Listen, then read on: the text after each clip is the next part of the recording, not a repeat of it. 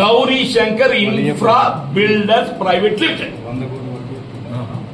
Gauri Shankar infra builders private limited.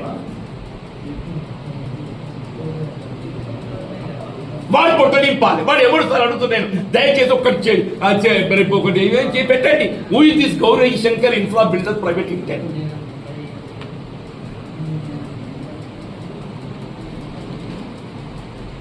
మున్సిపాలిటీలో work వచ్చినా వాడే చేయాలి, వాటర్ వర్క్స్ వర్క్ వచ్చినా వాడే చేయాలి, గోదాం వచ్చినా వాడే చేయాలి. ఏ సార్ మరి చేసుకోవాలి, బతకని మనకి ఆశ ఎక్కున్నట్టు బతకని సార్. కనీసం మా రాజకీయ హక్కులు మేమనేది మా రాజకీయ హక్కులు అడుగుతున్నాం సార్. మేమనేది మా రాజకీయ హక్కులు అడుగుతున్నాం. మా 4 దశాబ్దాల పోరాటాల ఫలితం సార్ ఇది అంటున్నాను.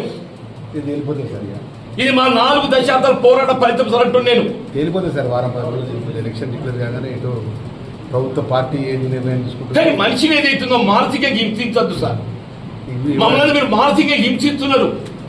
ఎవరైతే కాదని ఒకటికే కథం చేయండి సార్ అంటున్నాను. ఎవరైతే నిర్ణయించుకుని ఆ పాపం వాళ్ళ దక్కుతుంది సార్.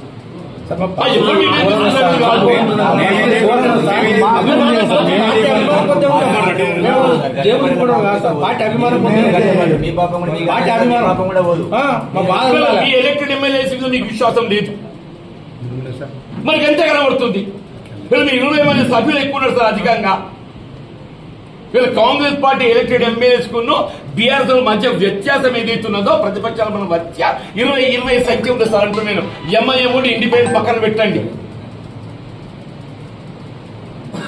మన పార్టీని మనం చక్కగా చూసుకోకుండా నేను వాడేవన్నా తీసుకెళ్ళి పక్కన పెట్టుకుంటే వీడు ఏమైనా మంచిదంటే కాంగ్రెస్ మీరు అది చేస్తాను కదా సన్నగా అర్థం కాదు. ఢిల్లీలో కూడా ఈ విషయం చెప్పింది సార్. కేసీ వేణుగోపాల్ ఇన్ఛార్జ్ ఈ విషయం చెప్పింది.